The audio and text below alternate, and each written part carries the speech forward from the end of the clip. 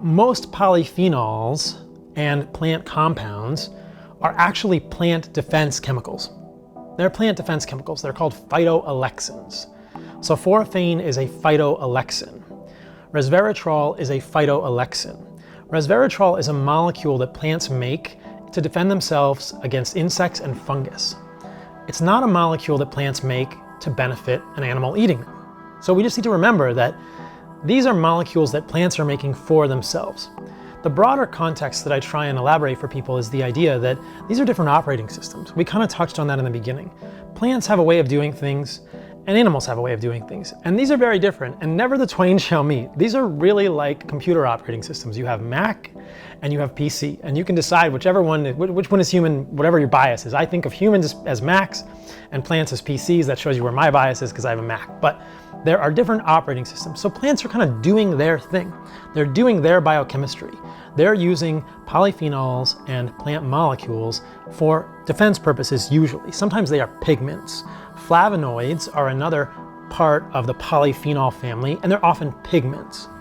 But people need to realize these molecules are not designed for animals by plants. This is not a symbiotic relationship. There are symbiotic relationships in nature. This is not one of them as far as we know.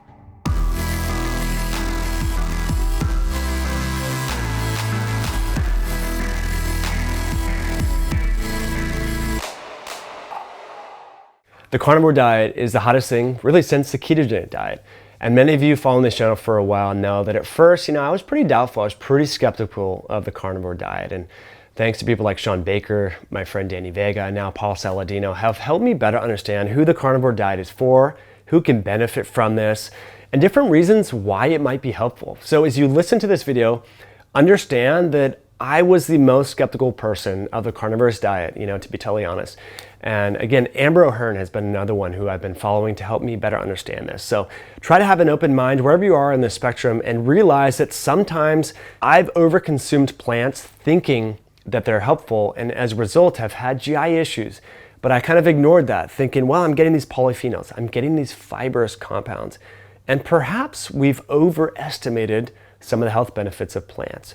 And again, I'm not anti-plants. We have a garden back there. We recommend plants, but I just, again, want you to keep in mind, have a beginner's mind when you learn this and think about this and try to think about GI issues that you might have and possibly foods you're consuming that could contribute to that. So it's a great show, friends, brought to you by our pals over at Joovv.com. They're the leaders in photobiomodulation, which is a big fancy way of talking about how light affects our biology. I'm a huge believer in the Joovv light, as is Dr. Paul Saladino. I would suggest checking out the products over at Joovv.com/Mike. The products I recommend are the Joovv Go Travel Unit. It's a great way to get into photobiomodulation to see if you can make it part of your lifestyle, and also to spot treat lingering injuries, like if you have knee soreness, knee pain, skin issues that you want to address, things like that. You can use the portable Joovv Go. We personally in our home, and I know Dr. Saladino has as well, the Joovv Elite, which is a modular. It's one of the biggest units they offer because sometimes my wife is doing the therapy, sometimes I'm doing it. So we can actually both get in there and get full body exposure. The Joovv Light and photobiomodulation is like anything in life. The more consistent you are with it, the more you're going to get the benefits. So I recommend, if you're going to give it a try, which I do recommend, be very consistent for the first 90 days, getting 10 to 12 minutes of full body exposure to the Joovv Light. I like to recommend standing about 3 inches away from it, pretty close, but not too close, and that can enhance some of the benefits. So again, you can support your own body's mitochondria and enhance photobiomodulation within your tissues by going to Joovv.com/Mike. So let's cut back to it with Dr. Paul Saladino and talk all things carnivore diet. And please have an open mind as you listen to this podcast. Maybe we can start kind of big picture and go more and more narrow. So is it that plants are bad, or is meat just more nutritious? Like if we were to try and talk big picture to someone who didn't believe in this whole movement, what would you? It's both. Yeah. And there's this hashtag in the space, meat heals. And I think that's only half the story. I really don't think there are any magical qualities about meat. But I mean, this is actually a chapter in my book that I'm writing this week. If you look at the nutritional content of meat, if you look at the bioavailability of nutrients in meat, it is just amazing. And we shouldn't be surprised, because animals look a lot like humans in terms of their biochemistry, in terms of the cofactors that they use, in their daily life, in their molecular processes, they use all the minerals and vitamins that we use. It's essentially the same operating system as a human. So when we're eating them, we're getting information, nutritional information, we're getting molecules and nutritional information that's much more compatible with our own biology than a whole different kingdom away, than the plant kingdom. And there are multiple examples of this, whether we're talking about beta-carotene and vitamin A, whether we're talking about niacinamide and nicotinic acid, whether we're talking about alpha-linolenic acid and DHA. What I'm illustrating here are examples of plant and animal compounds, basically forms of the same sort of molecule or the same compound, whether it's a vitamin A derivative like beta-carotene and vitamin A, whether it's niacin, which can be nicotinamide or it can be nicotinic acid or niacinamide, or the omega-3 family of compounds, which start out in plants as alpha-linolenic acid and then get converted into EPA, DPA, and DHA in animals. At a much lower percentage. Right, at a much lower percentage. And so if you look at it, the bioavailability and the forms of the nutrients in animals are just much more compatible with humans. If you were to eat an animal, nose to tail, this is my strong belief, you would get everything that a human needs to function optimally. The flip side of that equation is also interesting. Plants don't want to get eaten. They're just rooted in the ground, and plant and animal evolution has been happening for 450 million years. Long before primate evolution, there were insects and animals eating plants. And if plants didn't get smart, I think plants are very smart, if they didn't have an evolutionary trend toward developing anti-nutrients, things to dissuade insects, other animals from eating them, the ecosystem of the earth would collapse. There has to be this kind of delicate balance where some animals eat plants, but they can't eat all the plants because the plants need to respire, they need to do the photosynthetic process, they need to fix carbon dioxide from the atmosphere into carbohydrate, which the animals eat. And the animals need to eat that and release the carbon dioxide. And there's this process. And so there has to be this delicate balance between all of it. So that the plants have to stick around. They can only be eaten a little bit. And the animals similarly realize that they probably shouldn't eat all the plants, or if they feel dissuaded in some way because of the toxins in the plants. And so you get to this really interesting thing that happened. You can imagine primate evolution, 35 million years of primate evolution. The size of the brain in primates stayed about the same from what we can tell based on the fossil record. None of it's perfect. But 300 to 600 cc's of brain compartment in a primate. And then something about 2.5 million years ago, something happened and Homo habilis showed up, Homo erectus showed up, probably connected with Australopithecus. It's not clear, I think, whether Australopithecus evolved into Homo habilis and Homo erectus or whether they were different lineages, but something happened in the primate lineage. And I think that a lot of people would agree that that was eating animals. So for some reason, we stopped eating plants, we started eating animals, and the human brain just really exploded in size. It got much, much bigger. It grew from 600 or 400 cc's to 1,000 cc's in a couple of million years, in like a million years or 1.5 million years. And then in the last 500,000 years, it's grown even more up to a magnitude of 1,500 cc's. So there was some difference in the way that we were eating food. We stopped eating plants as much. We started eating more animals. In fact, a lot of people believe we were eating almost exclusively animals. And so something happened in that sort of plant and human to plant animal interaction, because this is a question I get a lot. Primates were eating plants, but maybe humans shouldn't be eating plants, or at least that's the hypothesis that I would posit. And I think it had to do with the fact that our brains got so much bigger because we started eating animals. And because we suddenly got access, we probably got smart enough and strong enough, big enough, and developed shoulders that were agile enough to actually hunt animals. And when we did that, we allowed our brains to grow because of this large amount of nutrients. And then when we don't need the plants anymore, I think that we lose the ability to eat them in such a way that we had before. And we kind of lose our adaptations and we lose our sense of which plants to eat when. And we clearly had changes in our gut. So this gets into this idea of the expensive tissue hypothesis, the fact that our colon shrunk, our small intestine got much bigger, and our brains got much bigger. So we sort of became less adapted to plants, and people have talked about this frequently, the fact that chimps and apes spend all day chewing, and they have these large colons which ferment the fiber over and over, and they create all these short-chain fatty acids. And this interesting idea that primates are actually kind of on a fat-based metabolism when they're eating all this fiber because they're making it into fat in their gut. But clearly there was a change in what we were adapted to do. We became, I would argue, animal hunters instead of plant hunters. And with that transition from plant hunting to animal hunting, there were transitions in terms of our biochemistry, our adaptation to eating plants, and it seems that the plant toxins began to affect us much more than they had before. So they become a little more toxic over time. I think that throughout human evolution, we've eaten some plants, but I think that what makes most sense to me and a lot of other people is that maybe it was just during times of starvation, like a facultative carnivore approach. We know that if we eat plants, we don't die on the spot now. Right. Certain plants, perhaps, but maybe not optimal or ideal. Exactly, that it's probably not optimal or ideal. And then this interesting argument, this interesting hypothesis arises that perhaps animal foods are the optimal foods for humans. We can eat plants during times of starvation, but really the best food we can get with all the nutrients that are bioavailable, that's not gonna have any of the toxins in the plants, is just eating the whole animal, eating nose to tail. So it's kind of both. So the basic premise, would you say, I mean, if someone was doubtful, is that humans are less evolved or natural selection of the environment selected for us to better be able to tolerate animal foods as opposed to plant foods. And this maybe happened 30, 40,000 years ago, roughly. I would say even 2 million years ago, throughout our evolution, because if you look back, if you look at the fossil record, these are all interesting and they're all just kind of this anthropology, this paleoanthropology stuff. There's fossil record of 70, 80,000 years ago, Neanderthals and Homo sapiens from Northern Europe. And you look at the collagen structures in those humans and Neanderthals, and the amount of stable isotopes, they specifically use nitrogen, was so high in the collagen tissues that most people argue that they're essentially high-level carnivores. Because as you're eating more of animals, you accumulate different nitrogen isotopes. And you can look at collagenous tissue, that is bones of 80,000-year-old Neanderthal skeletons, and get a sense of what they were eating. And mostly, they were eating animals because the amount of nitrogen was so high in those bones, it was higher than other known carnivores, like hyenas.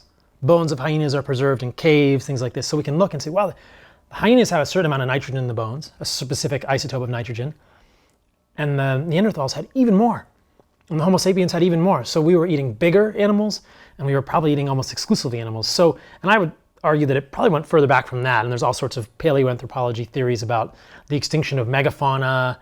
Miki Ben-Doris talked about this, how if you look at the tracking of megafauna throughout the continents and the size of animals, wherever humans went, and again, this was probably 70, 80,000 years ago when Homo sapiens arrived sort of out of Africa and started moving around the world, we saw the extinction of the megafauna. We were hunting these big animals. But I think that even before that, we were eating lots of animals and becoming less and less adapted to eating plants if we were only eating them during times of starvation and not relying on them exclusively like our primate ancestors were. Right. So like in the summer, if you were to hypothesize, hunter-gatherers, would they walk by blueberries and say, I'm not going to eat those? Would they eat, the limited available fruit they would have because it's not cultivated, right? And so they're not big apple trees and all these different things. So, because if you look at like Lauren Cordain's research, and we kind of talked the other night, Jeff Leach, he's studying unindustrialized people in Tanzania. He's been observing these people, and some of the children do eat roots and tubers and things like that. So it's maybe not the preferred fuel, but it's still kind of being consumed, maybe low allergenic type vegetables. And I think there's a lot of nuance there. Sure. That many of the plants that we consume today are high allergenic or high toxin. They're stems and seeds and leaves. And I think as currently living hunter-gatherers in Tanzania have figured out, there are some roots that are a little less toxic. Now, when I interviewed Miki Ben-Dor on my YouTube channel, one of the things he pointed out is that it's a little bit difficult to look at existing hunter-gatherers and make conclusions about where we've come from because the landscape is not the same. And those hunter-gatherers are really limited by laws. They can't go out and kill the elephants anymore. It's illegal. They can't go kill things anymore. They're kind of limited. So they may be eating more plants, and I think Lauren Cordain has argued this. They're eating 50-50 plant and animal. But Miki Ben-Dor makes this very compelling argument like, well, hey, they're not living 30,000 years ago. There's a wildlife game ranger, telling them what they can eat, and they don't have access to the animals in the same way they would have. But I think you're absolutely right, and you're hitting on the point that there's probably a hierarchy of food quality, a hierarchy of nutrient availability, and animals are very clearly at the top of that. So then the really interesting hypothesis from a historical perspective becomes, if you had access to the best food all the time, would you eat plants? And I think the answer is no. I think that if you're walking by a bush with like small blueberries, you're probably going to eat some, Is it going to comprise a lot of your diet? No. And it's going to be very seasonal. Very seasonal, very small, probably bitter and much more chewy, right? But you're not going to not eat the blackberry. But a lot of what we see now is cultivated. It didn't look the same. People have seen wild strawberries, they're like the size of my nail. Yeah, and they're surprised. They're like, what is that thing? Yeah, it doesn't even look like what you buy at the store. No, it's a completely different thing. And they certainly wouldn't eat the strawberry leaves, right? They're not gonna eat they might eat the fruit. And we can talk about this. There's a whole other conversation about fruit and what plants are probably doing with fruit, and at least my hypotheses about what fruit represents for humans. But whole other discussion about whether fruit has any real biological value or net benefit. But I think that, yeah, we probably would have eaten some plants, but I really think that if you look at the nutritional data, you look at the nutrient availability, it's pretty clear if you can get everything you need in the most bioavailable forms and not have any of the toxins, nothing that's going to give you a stomach ache or give you diarrhea or any of these plant things, then you're probably going to get that. And if you look at the Inuit and other indigenous cultures, you see that. When the explorers ask them, they'll say, I mean, I think this is a quote from Stephenson, although I don't remember the exact book, who was the guy that went to live with the Inuits. And they said, we only eat plants when there's not real food available. And they were saying, or we only, yeah, if there's not animals available. So that idea, that hierarchy of foods. It's so interesting. I mean, we had an interaction at dinner where there was a good friend of mine, conventional dietitian, right? More integrative, not necessarily conventional, but how do people respond to this? Because it was kind of curious. I was like being the outsider seeing, because I remember when I first heard this, I thought, people aren't out there hunting, they're not getting grass-fed, like, they're posting pictures of fast food without the bun. So I'm like, is this really the best thing? But I realized I was being a little incongruent, because I realized that, like, if my brother went to a farmer's market and bought broccoli, I would never say, you didn't go out there and grow that yourself. I would have applauded that, right? So I was applying incongruent, arguments. But long story short, it's interesting how people respond to this, and you present it so eloquently and things like that. But have you found most people are generally, when they hear about that you're eating a raw, particularly now, raw meat-only diet, like their responses it's pretty interesting, like the variety of kickbacks. And people don't really jump to the benefits. They immediately say, what about this? What about that? What about the fiber? What the phytonutrients? This? How have you been seeing the responses so far? It's pretty triggering. Yeah. I've been experimenting. I should just clarify for people that I've been experimenting with sort of a raw carnivore diet for a few weeks, and I'm doing a trial looking at my inflammatory and oxidative stress markers. But for the majority of the time that I've been doing a carnivore diet strictly, which is about 10 and a half months at this point, I've been doing cooked. So maybe that's a little bit less controversial, because raw carnivore gets pretty controversial. But I am interested, and we can maybe talk about the products of cooking, the polycyclic aromatic hydrocarbons and heterocyclic amines, and the impact they may have on oxidative stress. So I've been experimenting with that. But yes, whether we're talking about raw carnivore or carnivore, people generally get triggered. They think, it was funny because this happened at dinner when we were there. The first question is, how do you poop? 100% of the time, 99% of the time, how do you poop? And in friends that I have who are doing carnivore diets, I was just working with a client earlier today. He's a firefighter in Los Angeles. And he said, I was at the station, I was talking to my buddies, and they see what I'm eating, and they say, what are you doing eating only animal products? How do you poop? They only want to know how you poop. And so it's very triggering for people, and it brings up a lot of interesting questions. To be honest with you, Mike, when I first heard about it, I thought it was crazy too. Is that There's right? so much conditioning. I'm a physician, I trained in functional medicine, and within all of these paradigms, plants are felt to have unique roles. Plants are felt to have valuable compounds in them, polyphenols, fiber. So there's a lot of unlearning, or at least a little bit of mental flexibility that it takes to even entertain the notion. And we can talk about this more. You and I were just talking about this before we jumped on to the recording. To even entertain the notion that perhaps our paradigm of polyphenols is not entirely correct, or that our entire notion of fiber doesn't really hold up to scientific scrutiny, that takes a lot of mental flexibility. And I think, unfortunately, for whatever reason, food and religion get connected a lot, or food becomes a religion, and people have strong reactions. But it's always fun kind of just questioning, and seeing what comes out of that. Because usually when people have those strong reactions, I ask, okay, well, tell me what your hesitations are. Talk to me about what you think you need. And they'll say, well, what about fiber? And I think that was exactly this. What about fiber? What about nutrients? And then usually an interesting discussion ensues. And you talk about the clinical trials that have shown that fiber restriction actually improves GI function, which I think is mind-bending for people. And they start to, I do this, I used to have these big old salads, and I would feel bloated and gassy. And then it was finally, I was like, you know what? I'm just gonna try just meat only, right? Last year. And I was like, I actually feel way better. But it was like my biases were pulling me towards the salad, right? Because we hear it on TV and everything like that, 8 to 9 servings of vegetables or whatever, 9 to 12, right? So it's super interesting. Well, maybe let's drill down on the polyphenols. I'll just be totally clear. I'm like a polyphenol biased person. But I realize that with nutrition, you have to enter this with a beginner's mind on all these topics, because you can box yourself into a little bubble. So I'm pro polyphenol. Tell me why we should maybe rethink the whole polyphenol thing. And I was pro polyphenol in the past, and I think that the polyphenols are perhaps the thing that most people in the space will have the most concerns about, or where there's the most active discussion about. Sure. I think that it's pretty easy for me to walk someone through the fiber studies and to show them that there are studies that show that idiopathic constipation improves when you limit fiber. And there's really no studies that show that fiber intervention improves colon cancer outcomes or recurrence or the surveillance of new precancerous lesions in the colon. There's really no studies that suggest that fiber is beneficial for humans in any real way. There are some epidemiology studies, but those are probably confounded by what we would call healthy user bias. In terms of interventional trials with fiber, and we need to make a real distinction between interventional and observational epidemiology, but in terms of interventional trials with fiber, there just are not real trials which show benefit in terms of cancer, in terms of constipation, in terms of many outcomes. It's just kind of a specter. It's something that gets repeated over and over, but doesn't always seem to hold up.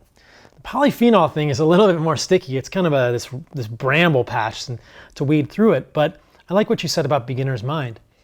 So if we just back up from the polyphenol argument and try to forget everything that we've been taught about them or heard about them, and just think about it this way. Polyphenols is a term in organic chemistry that means multiple phenol residues. Phenol is an organic 6-membered ring, so it's 6 carbons with a aromatic structure, which means electrons are shared. It's a hexagon with sort of these lines in it. If you look at the organic chemistry diagram, meaning there's aromatic structure and it has a hydroxyl group, so it has an OH group. That is a phenol. Polyphenol is a class of molecules that are organic molecules that have multiple 6-membered rings and aromatic structures. Now, polyphenols, kind of like cholesterol, polyphenols is a general term that doesn't always accurately describe what we're talking about. What we're really talking about when we say polyphenols are really plant compounds. But a lot of plant compounds we're talking about are not polyphenolic. Like isothiocyanates, for instance, sulforaphane is not a polyphenol, but it's a plant compound.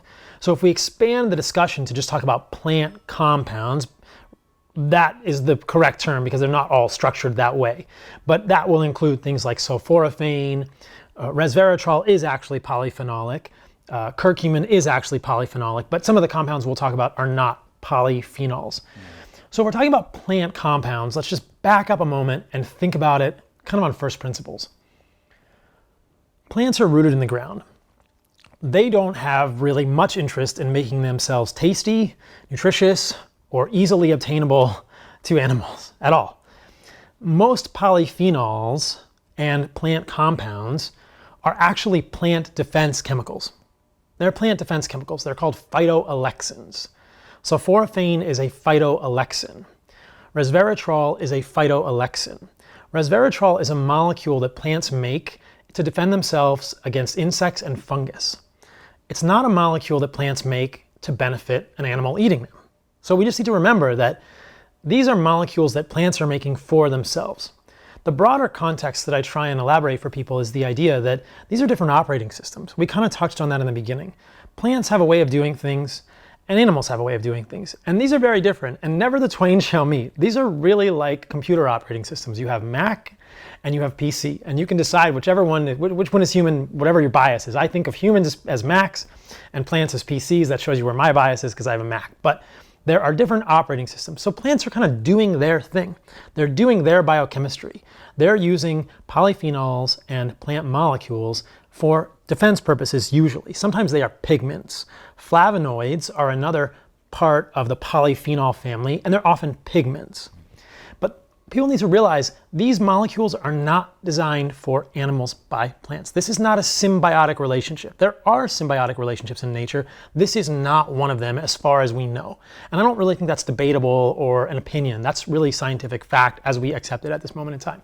This is not a lichen. This is not a bacteria and a fungus working together. This is plants doing plant things and animals doing animal things. And the majority of the time, these molecules are plant defense molecules against insects, against fungus, against animals. So just at that moment, if we just pause there and think, why would we think these were good for us? And I think that the way that we approach the research to polyphenols is a little bit wrong. We have an assumed hypothesis. We have an assumed paradigm that these molecules are going to have benefit for humans. And I would argue we need to probably take the other position, the complete opposite position, and say, I wish that the burden of proof were on the researchers to show, hey, you prove to me this is beneficial because I don't think the plant wants it to be beneficial, and generally it's doing that to poison me and everything else eating it. So we better do a lot of research to make sure that's really beneficial, because just the way it's designed is not as something that is beneficial for anything except keeping the plant alive. Sulforaphane is a great example, and I think hopefully if we talk about sulforaphane and some similar compounds, it'll illustrate this concept. So sulforaphane is a phytoalexin, which is just a word that means plant defense chemical.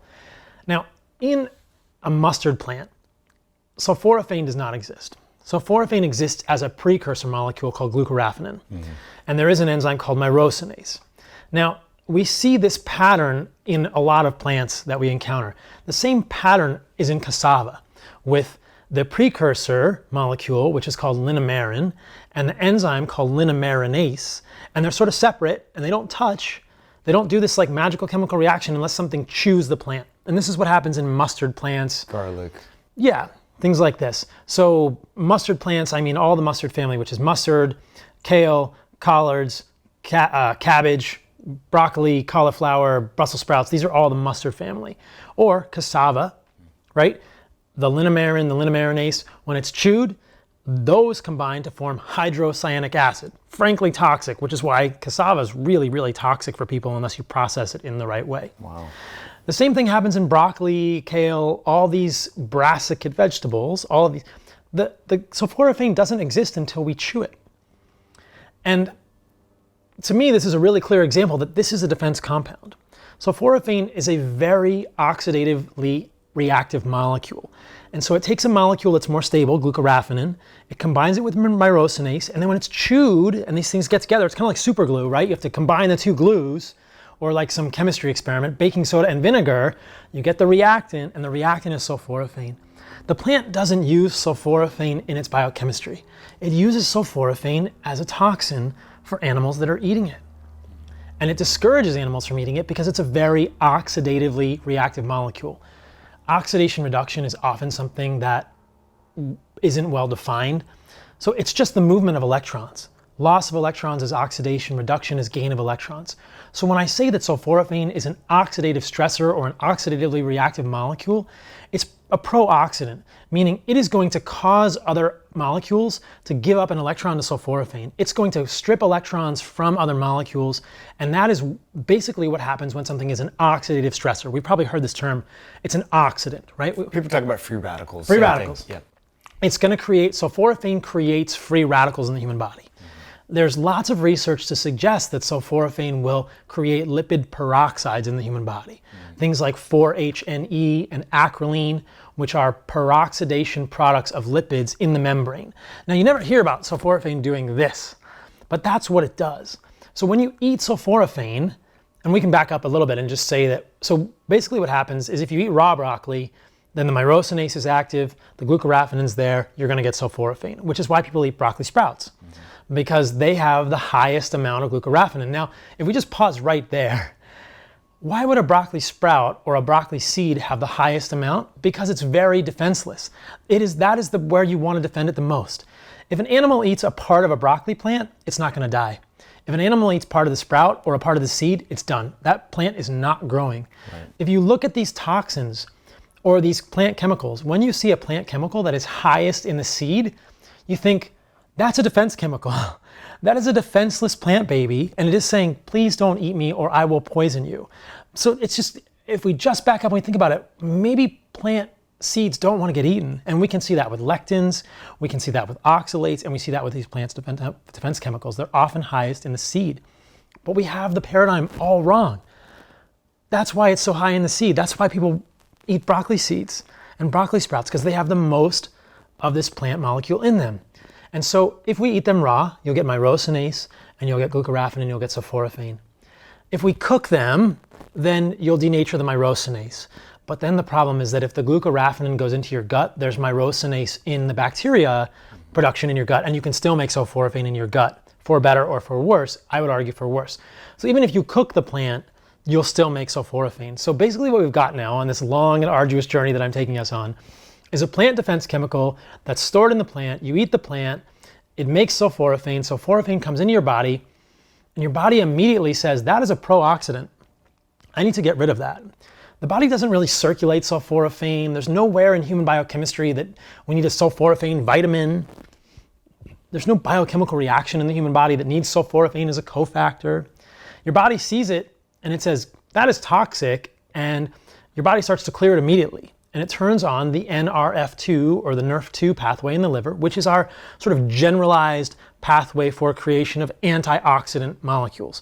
So sulforaphane is a pro-oxidant, and it turns on our antioxidant pathway because the body is saying, hey, this is an oxidative stress. I need to turn on the antioxidants. I need to make more glutathione to get rid of this and to protect myself from this molecule. Now, before we get rid of it completely, sulforaphane circulates in the human body and competes with iodine at the level of the thyroid and can potentially induce thyroid abnormalities. And then sulforaphane can induce membrane damage. The problem here is that because we've been looking at sulforaphane through the lens of some magical molecule that humans need or is beneficial, we do studies that are designed to show benefit, and we interpret studies looking for the benefit of sulforaphane. There are studies which show that sulforaphane decreases DNA damage. But we're looking at them from a different lens, right? We're looking at them from the perspective that sulforaphane is beneficial. It's not the sulforaphane that directly decreases DNA damage. It's the glutathione that gets made because of the sulforaphane that decreases DNA damage. And the reason that's a very important point is because we don't need sulforaphane to make glutathione. The human body can make glutathione on its own, and the human body can do its own management of oxidation and reduction reactions without the sulforaphane molecule. Heat stress, like a sauna, cold plunging, exercise, these all are environmental hormetics, and we might segue into the concept of hormesis. But these are environmental hormetics. But what we're talking about here is the concept of a xenohormetic or a molecular hormetic. And I would argue this is a little bit shaky, this concept of molecular hormesis. It's not quite the same as environmental hormesis because, and this is really, really the key point, because these molecules are from a different operating system, and unless we are able to see the sum effect in the human body and not just focus on the one beneficial effect, I fear that we're being too myopic. We have blinders on. So that's what I am hoping to bring to the conversation around the plant molecules, this idea that whether we're talking about resveratrol, whether we're talking about curcumin, or in this case sulforaphane, if we focus too much, if we are too biased and we focus too much on the fact that sulforaphane generates glutathione, and we forget that it does other negative things in the human body because it's a foreign molecule, and in fact it's a toxin from the plant, then we lose the perspective and we say, okay, wait a minute, let's just go back to the beginning. It's a plant toxin. It's doing something in the human body that's redundant, that we don't need sulforaphane to do, that we can do by living a radical life. I like to say you can just get outside and do exercise and increase your glutathione. You can get outside and jump in a cold lake or go in a sauna. That will be an environmental hormetic, an environmental stress that leads to an adaptation. So it's a molecule that does something that's redundant, and then it has back-end negative effects that we're never told about. And I would argue that's a clear net negative for these molecules. So then you start to kind of think of the perspective like, wait a minute, why did we think polyphenols were good for us in the first place? Why do we think plant molecules were good for us in the first place? Because if you look across the molecules, if you look across resveratrol, if you look across curcumin, if you look across other plant molecules that people think of as beneficial, the same pattern is invariably there. There's this pattern of a few studies maybe showing a benefit in one aspect, but they're just like this little tiny, this little tiny space, and they're saying there's a benefit here. But if we look at the sum amount of literature, we can always find other places in the human body where they are causing harm. And this little benefit is, I've never seen a benefit that's unique to that molecule. It's something that we can achieve in other ways in our life. So it's kind of a complex concept, but it's a redundant benefit with other collateral damaging effects. So clearly studies ignore. That studies ignore. Or people looking at the studies don't look at, or are unwilling to, because they're looking at the positive side. They're looking at the positive side. And then I think that for many of these, we're just not considering the overall effect of these molecules. So that's a little bit different perspective on polyphenols and plant molecules. Like, what is the net effect in a human? And from what I've studied, I'm just not convinced that there's a plant molecule out there that's a net positive for a human. They may have a benefit in one space, and we can talk about resveratrol if we want, but like sulforaphane, it's going to increase your glutathione because it's a pro-oxidant. But the downside of that is if you get too much, you can definitely overwhelm your body's ability to make glutathione. Then it's going to become clearly a pro-oxidant. It's clearly a toxin. And it's doing all these other negative things in the human body. And the one positive effect, you didn't even need it for in the first place. So it's clearly net negative. And then you say, okay, well, what are the other foods I can eat that don't have a net negative? Well, animal foods don't have toxins like this, right? They haven't evolved because animals can run away or bite you. Right. Gosh, that's super fascinating, because I think the pro side of the polyphenols is they think that process is beautiful. Like, wow, you get this myrosinase and glucoraphanin, and then your microbiome can make the myrosinase as well. And it's actually a mycotoxin that has a xenohormetic effect. So you definitely you hear about the upside, but it does make sense. You're like, wow, broccoli sprouts, they're at their most vulnerable, you know? And so they don't have the tools or mechanisms or the stability to evade predation or whatever. Wow, so this is, I think it's important, wherever anyone is on the dietary spectrum, I think it's important to hear both sides. Because if you just hear what you want to hear more of, because that's what I found with the internet particularly, is people just seek out more of the same. They want to confirm their biases and hear more of the same. So I think it's great that we're having this conversation because, I guess on the opposite side of the spectrum, the vegans argue that now we have the technologies like B12, synthetic B12, we can get DHA from algae. So it's a beautiful time to be vegan because we don't need to, rely upon animals for these compounds. What would you say to that argument? I mean, I would say that that's a vast oversimplification of the sum total of human nutrition to think that if we can get synthetic B12 and synthetic DHA, we're getting everything in an animal. It's almost like this reductionist perspective, in my opinion. I've heard some people say that it doesn't matter what you eat, it's all about calories in, calories out, and then you can just take a multivitamin for your minerals and vitamins. And I always bristle at that. I think that is so reductionist. You really think you've got it all figured out, that you can just take a multivitamin and your calories and that is the same as real food? That to me is just a travesty of an intellectual hypothesis or an intellectual position to take, because that's clearly not the case. We know that animal foods are much more than the reductionist vitamins and minerals that are in them. And they are the structure, they are the matrix, they are the amino acids, they are the amino acid availability, they are the cofactors. And to imagine that you can substitute animal foods with B12 and DHA is just a very scary position for me. This happens, I think this is an intellectual error that we make over and over as humans in our society, and this is a broader context. I think that we are smart, and because we have had some small victories in medicine and nutrition and health, I mean, we've made scanning electron microscopes and we've understood quarks. I think that we've gotten a little too prideful, and we imagine that as humans we can outsmart the natural world, that we can outsmart nature. And that may sound woo-woo, but I think it's pretty damn difficult to outsmart 3 million years of natural history and evolution. And anytime we try to do that, I get worried. Whether it's peptides, whether it's the latest greatest drug, whether it's the latest greatest hormone or hormone combination, I think you are messing with 3 million years of the natural world's wisdom. You really think you're smarter than that? Just wait. Just wait. Just wait. You'll see. And to reduce animal foods to B12 and DHA that's a really, really bad idea. And as we've been talking about, all those plant foods that you're eating on a vegan diet are going to come with tons of plant toxins. So yes, I think that we are at a time in human history when you can actually eat all plants and not get nutritional deficiencies in the first year or two, because you can supplement the heck out of it, right? You can get, but I mean, the list goes on. Where's your zinc? Where's your carnitine? Where's your carnosine? Where's your choline? I mean, it's a huge list of things. How much protein are you getting? Are you actually in a net positive nitrogen balance? Like, let's check your labs. Are you getting enough iodine? Where are you getting iodine from on a vegan diet? Like, it doesn't make sense. You have to supplement with probably 27 different things. You have to think about the availability of your protein, the net nitrogen uses of your protein. And people may not know this about me. I was a raw vegan for about 7 months, about 14 years ago. And my problem, and one thing I've heard from a lot of other people, in fact, my client said the same thing today, is that even if you're able to eat the foods and perfectly construct micronutrients, you're gonna have so much gas that nobody's gonna want to be around you in the first place. And I don't believe that in any way, shape, or form, a synthetic diet is the same as a real foods diet. Like you can eat plants and take 25 supplements, but then you think, well, what's in your supplements? Yeah. And are they bioavailable in the same way? And do they have the cofactors like they do in the food? And to imagine, we've done so much in human nutrition, but to imagine that we really understand fully the way that humans eat and digest their food, I think that's just pride.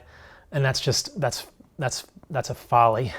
Well, I agree. I mean, I think there's a lot more to food than we recognize. MicroRNA, transfer RNA, like other molecules that are not quote unquote macronutrients. Yeah. And I think that's what you're getting from plants and animals in a good or bad way that a lot of people don't think about. For example, there's animal studies that show like stress-out animals, for example, like pre-slaughter stress affects the transcription factors of various genes in the animal product. So I love how you're bringing, to this whole carnivore movement, like the grass-fed movement, eating more organic, free-range, things like that. Because one of the qualms that I had seeing this thing take off is a lot of people, going to fast food, taking the bun off the burger, saying that, there's really no difference between grass-fed or grain-fed. Like it meat's meat, just get what you can afford. I understand like some people, like I've been in that place financially before in my life where grass-fed is a luxury.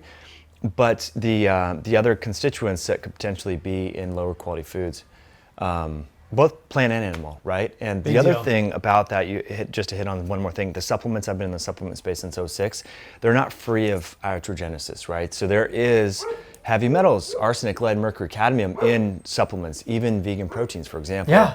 Very high. Highly contaminated. Yeah. People don't think about the metals in their supplements. And I see a lot of clients with high heavy metals and we think, where are you getting this from?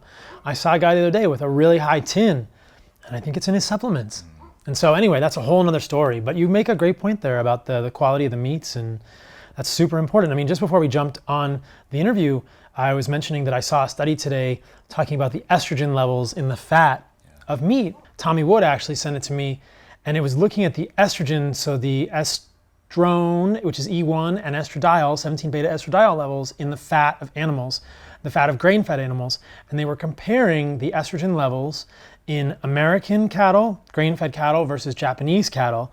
And what they found was that there were pretty significant levels of estrogen, of E2, which is estradiol, and E1 in the fat of American animals that are grain-fed. And there were almost none of these in the Japanese animals. So it really has to do with the way that we are raising our grain-fed animals in the United States. This is a big deal. And I mean, I hear that, and I mean, it gets me where it hurts me right between the legs, and I'm thinking, all right, this is another reason to eat grass-fed meat, grass-fed, grass-finished. I was recently talking to someone else on a podcast, and they were telling me that in grain-fed cattle, they will put they'll put like a mold toxin pellet in the ear of the animal. I think it's called zearalenone, and that pellet affects the metabolism of the animals so significantly that they can feed the animals 30% less feed, or the animals will get 30% fatter on the same amount of feed, because this is a natural mycoestrogen. So it's an estrogen mimetic compound from a mold, and it's legal for them to do it. And this is another example of where these cows may be getting estrogenic molecules from if they are not grass-fed. So the whole grass-fed, grain-fed conversation, I'm sensitive to the fact that grass-fed meat is more expensive. And people sometimes want to paint me into a corner on interviews and say, well, what if somebody can't get grass-fed meat? What would they do? And I feel like, look, I don't think these are fair questions. I think we just need to put it out there for people and let them know, and they can prioritize and do the best they can. And I think it's very clear in my mind that for environmental reasons, we definitely know that grass-fed animals have less of a carbon footprint, and we can go into the carbon footprint stuff a little bit if people want to hear about that. But sure. The short and the long of that is that it's been widely overly simplified, and that grass-fed animals are probably actually carbon negative because of the way they enrich the soil. But grass-fed animals are clearly better from an environmental perspective, and the grain-fed animals are getting fed grains which have mold on them, which can have mycoestrogens, which can have atrazine on them, which is an estrogen. They're given these pellets in their ear, which are estrogens. And it's very clear from that study, at least looking at that today, that we see higher levels of estrogen, much higher levels of estrogen in the fat of grain-fed animals in the US. That's not what I want to be eating. I don't want to be eating estrogen in the fat of my animals. As we saw before this, as I was eating my meal, I often will just eat, a supplemental source of fat, like suet or actual fat to go with my meat as I'm sort of doing this simplified carnivore experiment. And I want to believe that doesn't have added estrogens in that fat. I want to keep my testosterone and estrogen levels healthy for a human male. So the quality of the meat is critical. And I think that if we're talking about meat, this has to be part of the conversation. I appreciate other people in the carnivore movement who are trying to say, hey, look, this is easy, you can do it. Simplify. If you're traveling, you can get Wendy's burger patties. And every time I see it, I just kind of shake my head and say, no, I don't think so. I think if people are traveling and they can't get good meat, if they can't prepare the meat before they go, then just fast. It's a good time to fast. That's a great time to fast. Like, I just don't think, don't even eat. Like, fasting is beneficial. I'm sure you've talked a ton about that, autophagy, like just fast. Don't eat the Wendy's patties, in my opinion. I wouldn't do it. That's my personal approach too. It's a natural way to just build into fasting into your lifestyle, right? And so, because you're sitting anyway, it's not like you necessarily need a lot of extra protein. You're just sitting. I mean, unless you're a competing bodybuilder or training for some specific event and have to have your macros.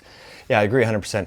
The other thing, that I see, when you drive along freeways, you see feedlot cattle, they're right next to a freeway. And we know that diesel fume exhaust, and there's various chemicals. When I was bike racing a lot, I had really high levels of cadmium and arsenic in my blood because I was sucking down, training 6 hours a day, sometimes 25 hours a week, trying to be a pro cyclist, just inhaling this exhaust, right? And so that's the other thing too. I think, finding cattle ranchers that are out in the middle of nowhere, if you can connect with a hunter, we have some hunter friends and they often don't like to eat the organs. They're going for the muscle meat, so you can get a lot of free organs from your hunter friends if you befriend them, which is cool. I know you're promoting nose to tail, which I think is cool because, again, when I see all these people on Instagram just going to Costco, loading up on just the muscle meat, you're like, you're missing out on some organs, man. And you brought it up earlier. This is such a good point. I think we have to take a step back, and a lot of what we're talking about here with the nose to tail carnivore diet seems radical to people. But in the evolutionary context of the last 2 million years, everything about what we're doing now, eating plants, eating processed foods, is incredibly radical. There is nothing radical about eating animals nose to tail from an evolutionary perspective. That is probably the most primordial thing that we could do in terms of eating animals. And we've all become separated, for better or for worse, I would argue for worse, from the process of hunting, from blood and guts, and from our animals, and from the respectful hunting and killing of animals. And I think that is probably the beginning of a major problem for humans. Because for us, it always makes me sad when people in the US say, I don't like liver, that's gross. I posted on my Instagram the other day that I was eating some grass-fed animal fat, and somebody said, that's disgusting. And I thought, I respect that you're not used to that. I'm not trying to offend you, but think about the conditioning that's going on there. That is something that we as humans have been doing for 4 million years. And only within the last blink of an eye has that become weird. I don't know what this person's ethnicity was, but I bet 2 to 3 generations ago, their ancestors were doing exactly that. We think maybe 3 generations back, for you, for me, our ancestors were killing animals by hand and eating nose to tail. It's only within the last few generations that we've had this influx of processed foods and this simplification of foods, and we've only started eating tenderloins and ribeyes and New Yorks, and we don't even know what suet is. I didn't even know what suet was until the last few years. Suet is the fat around the kidney, but nobody eats that. That's incredibly calorically dense and nutritious. Nobody eats the kidney anymore. We say, oh, that's gross, I couldn't eat a kidney. But from an evolutionary perspective, from a historical perspective, that's our heritage. And it just makes me sad to think that that is something that we have gotten so far away from. And there are cultures on the earth now that still do that. Asian cultures, it's not strange at all to eat liver or to eat all these parts of the animal that we consider exotic and weird. And, I think that it just makes me sad that we see it as gross. And that to me is the beginning of a major problem, because that's the key, I think. People, as I'm thinking about how to share this message of eating nose to tail and a carnivore diet, I'm constantly trying to think how to share the message with people in a way that's not too scientific, not too complicated, and approachable. And inevitably I get asked questions about what I eat and the way that I construct a diet. And always I think, man, nobody's gonna understand the way I eat because it's so different than the way that everyone else eats. And there's really no way to tell a human in 2019 about eating nose to tail without them kind of thinking that is really strange. But I would just caution people against that first reaction and ask them, like you said, the beginner's mind, and say, step back. Think about what your ancestors were doing a few generations ago in hunting. If you were hunting an animal with a tribe of people, you would eat exactly this way. You would thank the spirits, thank the universe for the sacrifice of the animal. You would respectfully butcher the animal. You would bring the animal back to your tribe, and you would eat the whole thing and have a dance and fire and be thankful. And you would eat the bones and the bone meal, and you would eat the bone marrow, and you would eat the brain, and you would eat the organs and the liver and the muscle meat and all the fat. And any piece of that animal you could eat, you're going to eat it. And that, I think, is, so the idea of eating nose to tail in 2019 is we're doing it in the best way we can. We can't always do that. But if people think that that's crazy or different, it's only because we've become so far removed from where we were. And I think the counter argument people would say is, well, we've gotten more advanced. We don't need to do that anymore. And I think that's a little bit of take a pill for that. Right. That's why we take pills and, Soylent Green and these like processed Beyond Burgers. And I think that's the sad part of it for me, is that that's just not the same. And we can't take a pill for that. And health outcomes and people actually living and experiencing the diet this way will see that that is true. Like, when people are actually able to create a nutrient-rich diet, even if it has some plants in it, when they create a nutrient-rich diet with less plant toxins and more animal foods and more organs, the proof is in the pudding. They feel better. I mean, you just feel different. You don't get that buzz with a pill. No. You just don't.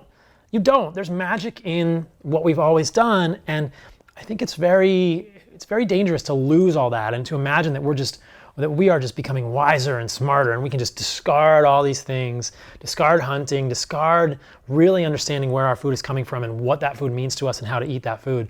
That is a very dangerous decision on my part, in my opinion. Well, I'm glad you're talking about that, because I don't see too many other people speaking to that, at least in this space. So I think it's really helpful, that we hear that message, especially from, a physician like yourself. And one little small tip a lot of people don't realize is, some of these smaller grass-fed farmers, they don't really have a demand for, say, kidneys, tongue, whatever. So if you befriend them and you get on their email list, when they slaughter, you can get a lot of that for free. Because unfortunately, sometimes that just goes to waste. They give it to dogs or whatever. So that's one thing I've found with our barren farms locally here in the Northwest is, like, you can get a lot of that. You've figured out a great way to get animal fat, like the bovine fat. So, most people, unless you live in Manhattan, like, you could find a farm within 100-mile radius and figure it out, and a little planning, like you said.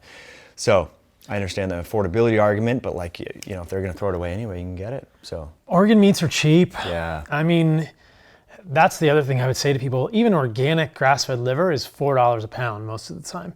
So that's cheaper than muscle meat. And if you start including organic grass-fed liver in your diet, I think everyone is going to feel better. That's a great first step. The arguments around affordability, I want to be sensitive to those, and I also want to challenge people to examine how they are prioritizing their finances and say, well, what is more important than food? Your food, and this is one of probably the greatest paradigm shifting concepts for Western medicine of our generation, and I hope that Western medicine comes around to this concept. The idea that food is linked to disease would be paradigm shifting in Western medicine. If more physicians were willing to see or learned or accepted or decided that food was connected with disease, we would have a sea change in Western medicine. Because the way it is now, unfortunately, just because of the way we're trained, it's not a lack of intelligence or good intention of any of these physicians. It's just because of our training and the fact that nutrition is not part of our training, and even fundamental functional nutrition and root cause based nutrition is not a part of our training. But 98% of the physicians that I hear of and that I work with don't think or don't have even the tools to begin to approach the ways that our food creates health and disease. They don't even know where to start. Is it a vegan diet? Is it a omnivore diet? They've never even heard of a carnivore diet until now, but they don't even know where to start. And so just for gastroenterologists or rheumatologists or endocrinologists to imagine that food is intimately linked to disease, that is a paradigm shifting concept. No matter what they think the food is, we should start thinking that way, and we should start doing experiments to understand how food is linked to disease. When we believe that food is linked to disease, people will prioritize food.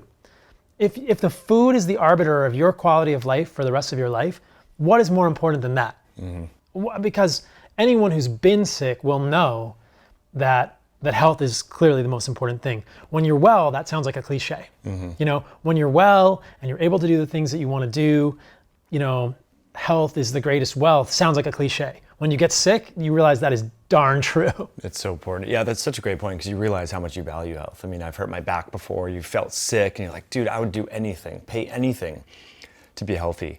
Yeah, you know, it's sad. And like you said, most specialists, you know, as you become more specialized within the medical hierarchy, you kind of become more disentangled with food, and food becomes less important than the intervention or the drug or the procedure, right? And the kind of the message to the patient is like, oh, it doesn't matter. Take it on an empty stomach or eat food, whatever. You know, this drug is so powerful. You hear that with chemotherapy agents or cardiovascular medicine. I mean, you were a physician's assistant PA in the cath lab, or you said, or cardiovascular specialty? I was in cardiology. So before medical school, I was a PA in cardiology, and I worked in the hospital and with patients in the clinic. So I was actually doing cardiology medicine in the clinic and the hospital with patients. And was diet a big part of like your practice or emphasized at all? Or? No, almost never. And again, I worked with intelligent, well-intentioned physicians who didn't have the time or the wherewithal and didn't think about diet in their own lives. And I think that one of the greatest handicaps that we have in medicine is we will only recommend something to a patient when it's a double-blind, randomized, placebo-controlled trial. So in a cardiology clinic, they may say Mediterranean diet because there's Diet Lyon and a few studies that have shown that it's beneficial. And a Mediterranean diet is probably a great intervention for a lot of people, but does anybody actually know what a Mediterranean diet is? And do any of these doctors actually know what the efficacious parts of a Mediterranean diet are? No. And, you know, one office is going to tell someone, oh, a Mediterranean diet is wheat bread and olive oil. And the next office is going to say, you eat olives and you eat a lot of like Brussels sprouts. And the next office is going to say, oh, it's snails and omega-3. And the next, I mean, but none of the offices are going to say red meat, when in fact in the Mediterranean they eat a lot of red meat. So the idea of the Mediterranean diet is kind of a farce in my opinion. Like clearly there's something beneficial about eating that way. And maybe it's just the fact that they don't eat processed foods. But that's the problem with nutrition, is we don't know what the efficacious part of that intervention is, and it's up to the interpretation and the bias of the physician. If it's a plant-based physician, they're going to say, look, in the Mediterranean they eat olives and lots of plants and olive oil, you should do that. And if it's a physician that's, you know, of a different persuasion, they're going to do that. So it was only in a very brief thing, and then they'd say, oh, we're going to have the dietitian come in and talk to you. And dietitians are great, but dietitians come from certain schools of thought. And if a dietitian is from a plant-based school of thought, they're going to come in and talk to people about plants. And in my opinion, that's not the answer for cardiovascular disease or other autoimmune disease in any way, shape, or form. Oh, so fascinating. Speaking of like meal timing and some of the specifics, you're doing 2 meals a day right now. Do you think that's pretty ideal for most people? I mean, everyone's getting different successes with various meal timing strategies and patterns, right? But how'd you decide on 2 meals a day? It kind of happens organically for me and a lot of other people on carnivore diets, because when you're eating animals nose to tail, it's quite satiating. Some people on carnivore diets do 1 meal a day, which is sometimes termed OMAD, kind of a cool acronym. I guess I have 2 MAD. But for me, what I discovered was that I could not get enough calories from 1 meal a day, and I was so full that I generally got hungry about 4 to 6 hours later, and that made sense. And then after that, I really wasn't hungry for the rest of the day. So if all things are circulating in the orbits properly and I'm creating and my day is going well and I don't have anything crazy going on, I'll try to eat within about a 6-hour window, and I'll eat in the morning, and then I'll eat like early afternoon, and then I will generally try and fast for the rest of the day. We were actually talking, you pointed out a study to me, you actually posted this on your Instagram the other day, about the meal timing of time-restricted eating being important, and I believe it was a study in diabetics, and the earlier in the day that they had the time-restricted eating window, they had improved glycemic control. I'm not diabetic, but I generally find that if I eat later in the day, my sleep is worse and whatnot. So I like that I like a time-restricted eating window. I think it makes sense. I don't think there's any downside to that, and I like doing 2 meals. They're quite satiating, and the 6-hour window in the beginning of the day works for me. But yeah, I think that those are lots of interesting levers people can pull and kind of experiment with. So if you're surfing or doing, because you're pretty active, right? We went wakeboarding and wake skating on a Sunday, right? So if you're doing a lot of activity, will you add just more calories or more meals, or? Probably a little more calories, but I just go by how I feel. That's good. I don't even count calories right now. Some of my friends have been saying that I should weigh my food just so I can tell people how much I eat. So maybe I'll start doing that. I generally know how much meat I'm eating right now, but I don't have a good sense of how much fat I'm eating. I can ballpark the fat, but everyone is saying, oh, you should weigh the fat so you know how much fat you're eating. Because I'm trying to do more fat and less protein right now. I've been kind of in this phase. Previously, when I started a carnivore diet, I was doing a lot of protein. And this gets into some of the granular aspects of carnivore diets and meat-based diets. And a lot of people in the carnivore world like to just eat ribeye 3 meals a day or 2 meals a day, and they'll eat pounds and pounds of ribeyes. And I have a lot of concerns about that. I have concerns about that from a nose to tail perspective, that it's not going to be sustainable in terms of nutrients. There are all of these complementary nutrients in liver that are complementary to muscle meat and other parts of the animal. We know that, or I should say, there's pretty strong nutritional evidence that the muscle meat of an animal is not nutritionally complete. And I think that eating animal nose to tail makes sense evolutionarily and is more nutritionally robust. And also, I think that eating a lot of protein, we were talking about this before the interview. This is one of these things where you always have these great conversations before you get on and you try and recapitulate them in front of the cameras. We know that there's clearly a sweet spot for protein for humans, and how big or small that is up for debate, and it's probably individual per human. On the low end of protein, what you worry about is osteopenia, osteoporosis, loss of bone density, sarcopenia, loss of lean muscle mass when you get too little protein. On the high end, on the extreme high end, you get rabbit starvation, which is when your human biochemistry basically breaks down because you don't run on protein. In a grossly oversimplified way of stating it, humans don't run on protein. We run on fat or carbohydrate. We're like a car, diesel or gas. The crazy thing about humans is we can run on either. And generally we use protein as building blocks.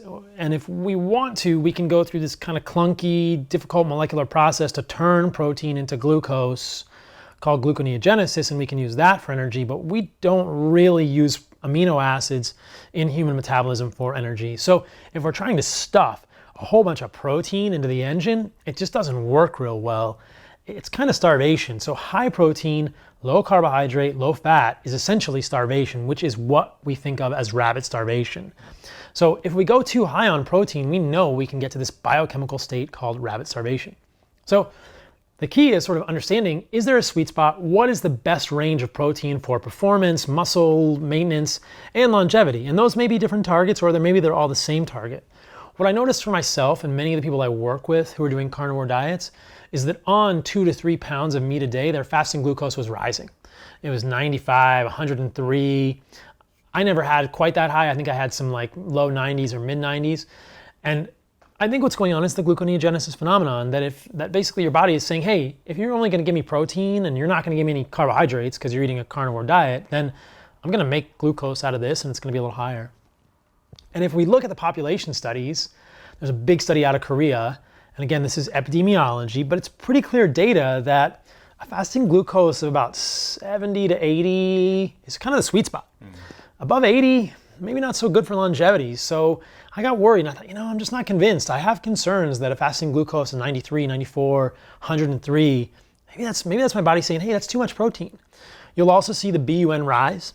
So the blood urea nitrogen in the body will rise on high protein. And some have argued and said, oh, that's just a function of too much protein or a lot of protein. It's probably not harmful. But then I thought, well, maybe it shouldn't be that way either. So we're not really sure. This gets into the realm of like the astronauts in the carnivore world. We're all sort of trying to understand, well, if we're only getting animals, like what proportions of different things should we eat? And is there an ideal way to do it? And I think there is. And I think that what I've found for myself and for others is that there's a pretty large sweet spot of protein, maybe 0.6 grams per pound of lean body weight to about 1 or 1.1 gram per pound of lean body weight, in which you don't get a whole lot of glucose changes and you don't lose lean muscle mass. But once you go above 1 or 1.1 gram per pound of lean body weight, I think you start to see that glucose creep up. And anyway, it's just this idea of trying to refine the proportions, and perhaps people will think it's too esoteric or too complicated and they'll say, just let me eat a ribeye. And I think, well, if you're doing this for your health, it's worthwhile thinking about how to do it in the most intentional and healthful way. So that's what I think of in terms of protein and fat. So I'm trying to eat less protein, more fat right now, in addition to organs that I eat and egg yolks, things like that. So do you recommend people test first thing in the morning or post-prandially? Or okay. Both. I think that if we're really going to get geeky and granular, which is interesting and valuable and pretty easy to do, I would do an AM glucose, I would do a 1 hour postprandial and look for an excursion. And if people really had, an excursion would be how much the glucose will rise postprandially, and anything above 20 or 30 is probably too much for a postprandial glucose excursion. What we know is that the median amplitude glucose excursions, or the MAGEs, are probably worse than the actual overall level of glucose. So in terms of glycosylation or glycation of proteins in the human body, prediabetes, diabetic phenotypes, these postprandial glucose excursions are very damaging and often missed if we're only checking AM fasting glucose. So if people have a keto mojo or one of these things and they're checking their ketones, I'd say, yeah, check your glucose as well. Check your glucose an hour, 45 minutes after you eat. Check it before you eat, check it first thing in the morning, or get a continuous glucose monitor and look. Generally, on a CGM, a continuous glucose monitor on a carnivore diet, is pretty flat. You don't get a lot of postprandial glucose excursions, but if people are eating mixed diets and you see a big glucose excursion, a big rise, that's probably not a good thing for humans. Sure. So the swings are more problematic than the average being a little pushed up. Yeah. And if people are just checking AM fasting glucose, they're going to miss the swings. Yeah, that glycemic variability, there's a lot of talk about that in the literature too. That's exactly what it is. The excursions. Super fascinating. Yeah, I mean, it's curious that you're talking about this because I think some people feel like, oh, well, maybe carnivores should adhere to like new laboratory standards, right? That maybe the cut points for a carnivore for glucose or whatever are going to be different. And and you're saying that's probably I'm not convinced. Yeah. I'm not convinced. I think that that's a very convenient argument for carnivores, and I'm just thinking, no, I don't think so, because I haven't lost lean muscle mass. So I'm 170 pounds. I'm 5'10", and I probably have 155 pounds of lean body weight.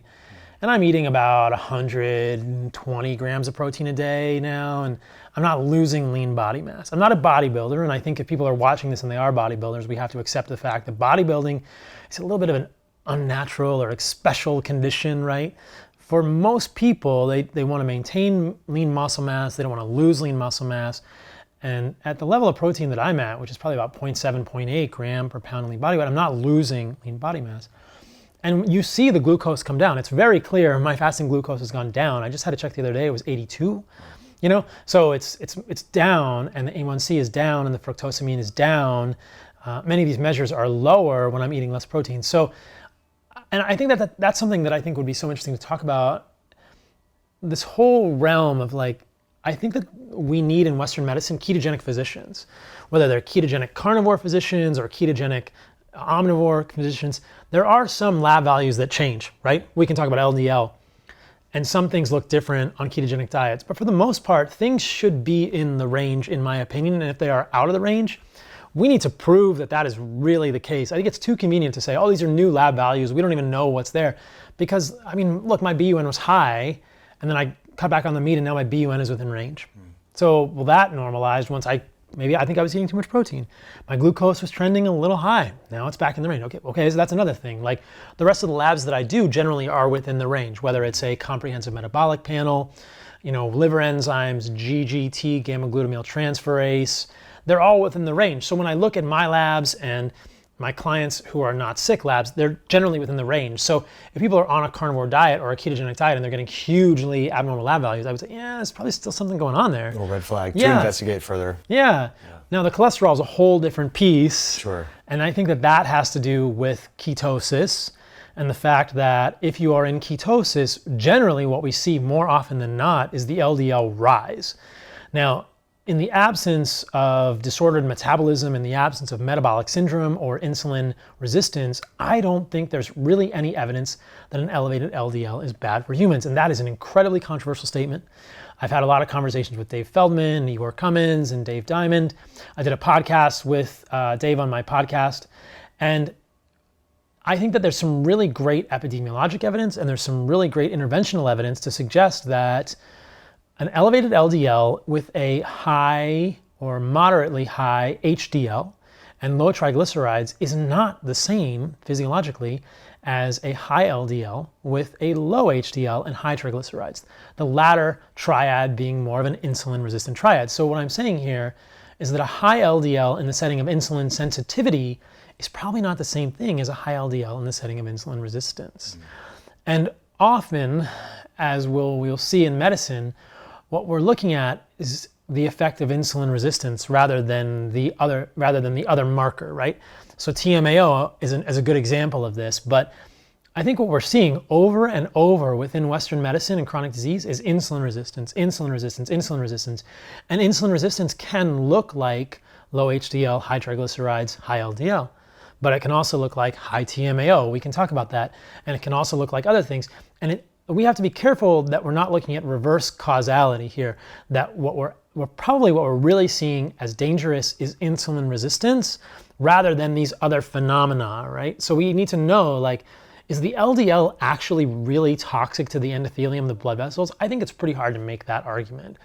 And that probably what we're seeing with the disordered lipid panel is insulin resistance, and that is probably the main issue that we need to be going after. So if people are on ketogenic diets, if people are on carnivore diets, we will see the LDL rise more often than not. When I see that in people who have a high HDL and low triglycerides, and by that I mean at least 50 on the HDL, less than 100 or less than 90 on the triglycerides, I don't get worried because I'm also going to check HSCRP. I'm also going to check a fasting insulin. I'm also going to check a fasting glucose. I'm going to get an A1C. I'm going to get a fructosamine, and I'm going to get other inflammatory markers and kind of triangulate and create a picture of insulin sensitivity. But I think that insulin sensitivity is probably the main thing we need to figure out, and I don't get worried about elevated LDL on these diets. As Dave says, when you're on a fat-based metabolism, when you're using fat as fuel, when you're making ketones, your body also makes more cholesterol, and that's just part of the process. We know that ketones and cholesterol share a common pathway in the liver. It's called the mevalonate pathway. And so when you're making ketones, you're gonna make more cholesterol. It doesn't mean that it's a bad thing. It's part of human physiology. But as I'm suggesting, we're never taught about that in medical school. Physicians are not taught this is what a ketogenic person looks like. And so many times people come to me as clients and they say, my doctor's freaking out. I'm saying, that's normal ketogenic physiology. They've never seen anyone in ketosis.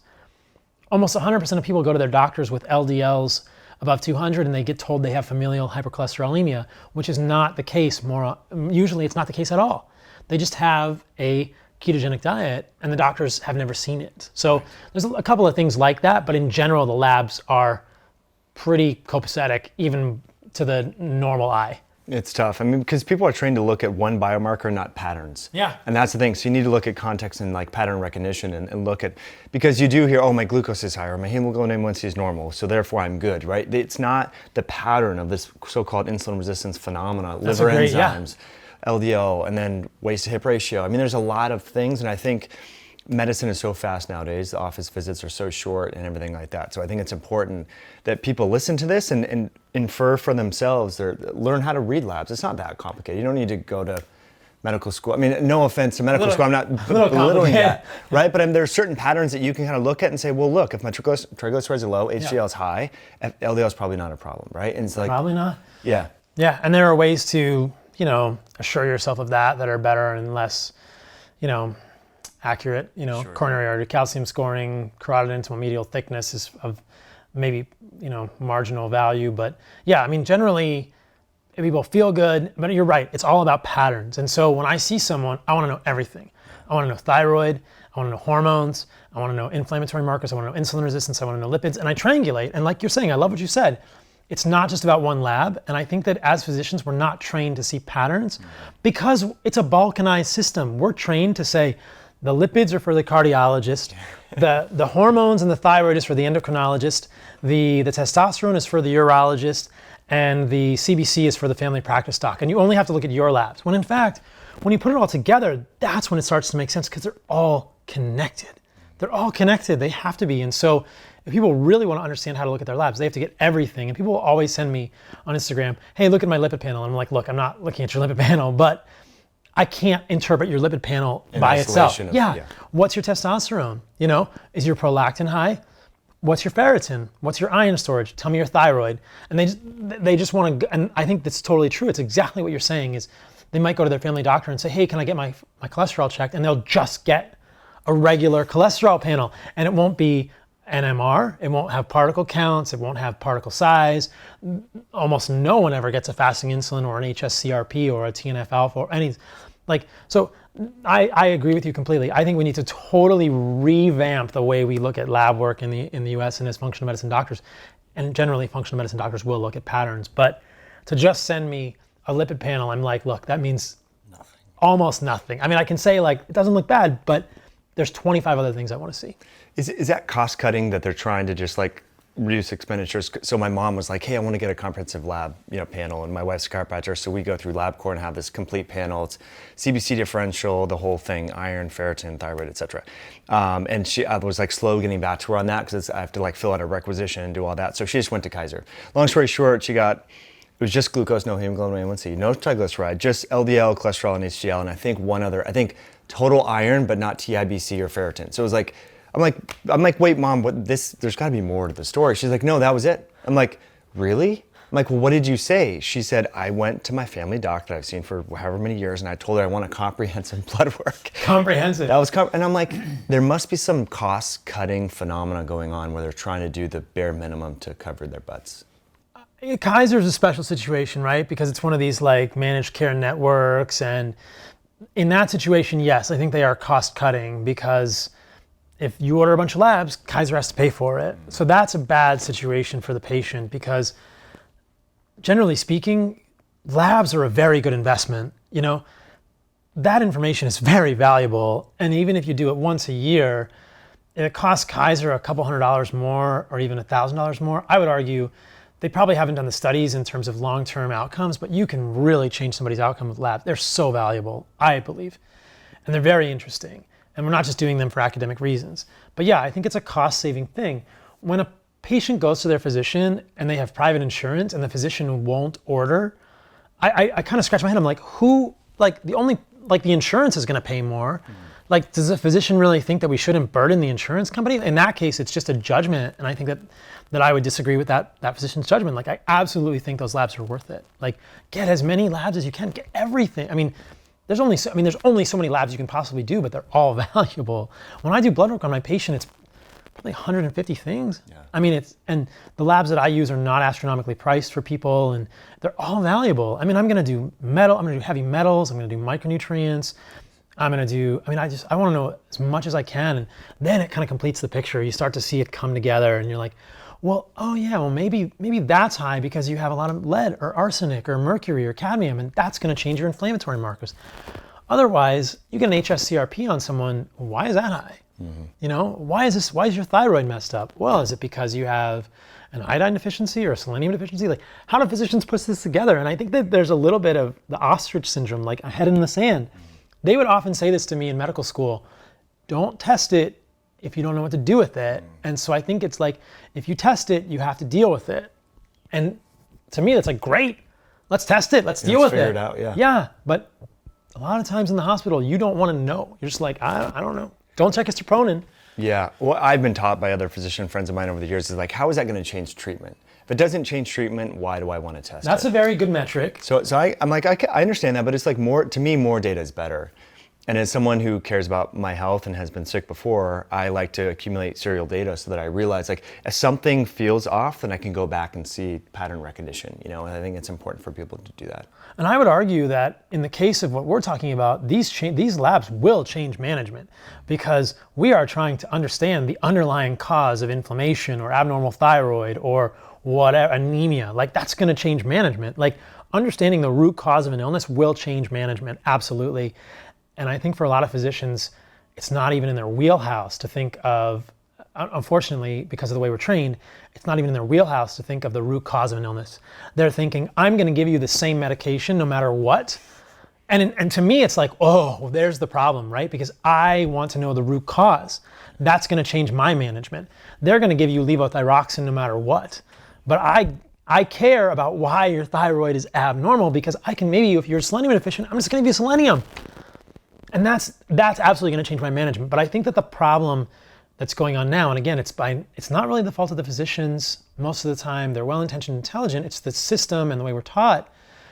We're not even thinking about the root cause. We're just thinking about the medication. And if you're always going to give the same medication, the medication is based on the problem, not the cause. But I'm trying to find the cause.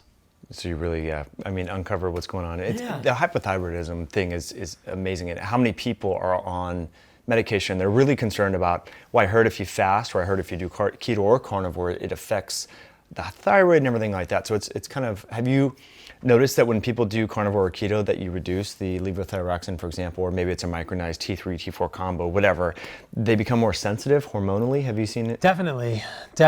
And the thyroid is unique. Generally in the thyroid, we're looking at a bunch of different labs. We don't have to get too granular, but we got TSH, we got T4, we got T3, we got free T4, free T3, we got antibodies. I think on ketogenic diets and ketogenic carnivore diets, which would be a high-fat carnivore diet, you absolutely get decreased T3 because of increased tissue sensitivity. And a lot of times people can reduce their combination thyroids or levothyroxine, which is a T4 preparation. And I've seen repeatedly people's antibody levels come down, which is one of the things that I think is so cool about a carnivore diet, is that we're starting to approach these roots of autoimmunity.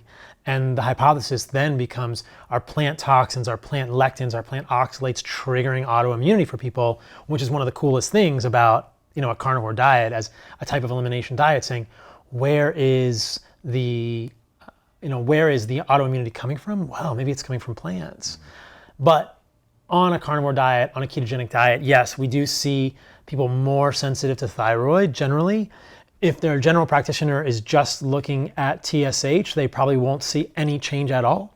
But if they're looking at T4 and T3, we do see a decrease in T3, but without a decrease in TSH, without a decrease in basal metabolic rate, the really most consistent hypothesis is that it's tissue sensitivity to T3 changing, and we're more sensitive because people's basal metabolic rates are not changing. They're not having symptoms of hypothyroid. TSH isn't changing. T4 is still within range. It's just way they're more sensitive. And you see that because you can usually reduce doses, or when the antibodies come down, then you're really making progress, because it's cool to see, man, the autoimmunity is calming down. That's the coolest thing. That's pretty amazing. And so from a root cause resolution standpoint, do you think that's the absence of the antinutrients in the plants that is taking the burden off the immune system? Yes. Yeah, or lectins. I mean, so many things can trigger autoimmunity, right? Could be these phytoalexins, could be lectins, which are carbohydrate binding proteins, which can trigger the immune system. Could be oxalates. There are lots of plant toxins, even outside of plant chemicals, that are, phytoalexins, these lectins and oxalates as well. Yeah. Fascinating stuff. There's this acyl hydrocarbon receptor. It's a kind of an anti-inflammatory reflex axis that vitamin A and vitamin D kind of latch onto, and it creates this anti-inflammatory signaling pathway. And people have been promoting, this is why you need carrots, beta carotene, carotenoids to kind of stimulate this. Have you dove into that a lot? Well, I mean, if vitamin A is going to signal it, you're going to get lots of preformed vitamin A in liver. And I mean, animal foods are clearly the best source of vitamin A. Many people have trouble converting beta carotene into vitamin A with these polymorphisms. We could talk to Ben Lynch all day about BCMO and things like that. But yeah, it doesn't make a whole lot of sense to me that they would say you need carotenoids when you can get preformed vitamin A in animal foods. So it doesn't really hold a lot of weight for me. People talk about flavonoids, but we didn't even touch on this, that most flavonoids actually have estrogenic activity. So there's whole papers devoted to the fact that all this whole chemical family of flavonoids generally stimulate the estrogen receptor, which is probably not a good thing for men or women. Resveratrol stimulates the estrogen receptor, not a good thing. We're never told about that. So yeah, but is that the main argument? They want you to get carotenoids to stimulate the acyl hydrocarbon? Because it doesn't make a lot of sense, because vitamin A is already preformed in animal foods. It's a much better source. Yeah. Well, I mean, the vantage point of some of these papers, right, are kind of phytonutrient bent or plant-based kind of thing. So yeah, I was just curious. There's just one thing. Again, it's the perspective, right? It's like and I have a bias too, but we all have this bias, right? If they're saying, look, this is a really great thing about plants, and I'm saying, I don't think so. Yeah. Well, it's cool. I mean, I'm glad that you're opening up my eyes and other people's eyes to be a little bit more aware of this and understand where biases are, and then, again, approach this with a beginner's mind and to not be so, what about the fiber? What about the phytonutrient? What about this? It's like, what about glycolytic work? Yeah, how are you going to make carbohydrates if you do, in your body when you do jujitsu or whatever? And so, anyway, I know you're going to talk a lot about this in the book that's coming out in September. Yep. Probably November. We'll see. Okay. Yeah. And then will that have recipes and things? Because one thing that I think I can hear a lot of people asking is like, how do I rotate some of my organ meats? So I do like kidney one day, liver one day, tongue the other day. Like, do you have, I'm sure this is, there's no clinical randomized placebo-controlled trials, right? But maybe intuition do you follow, or? Yeah, I mean, definitely. So the book is called The Carnivore Code, and the subtitle is Unlocking the Secrets to Optimal Health by Returning to Our Ancestral Diet. We're thinking about covers and stuff now, and we are gonna have a cookbook as well. So there's gonna be a Carnivore Code cookbook, and in the book itself, there's gonna be meal plans and recipes for people. But in terms of organ rotation, I think generally, if you're eating any organs, you're in the 99th percentile in terms of nutrient availability and nutrient quality. So you can just experiment with whatever you want. I think liver a few times a week is great. If you want to eat kidney, if you want to eat heart, sure. Like just eat some organs and try and imagine what our ancestors would have done, both in terms of protein to fat ratios. And in the book I talk about eating nose to tail. I talk about needing to get at least some omega-3. I think it's questionable, how much omega-3. We can get it from fish, we can get it from grass-fed animal meat. We need to get some iodine, which is generally present in muscle meat and egg yolks or fish. We need to get some calcium. I think we would have eaten bones of small animals. A lot of carnivores leave out calcium.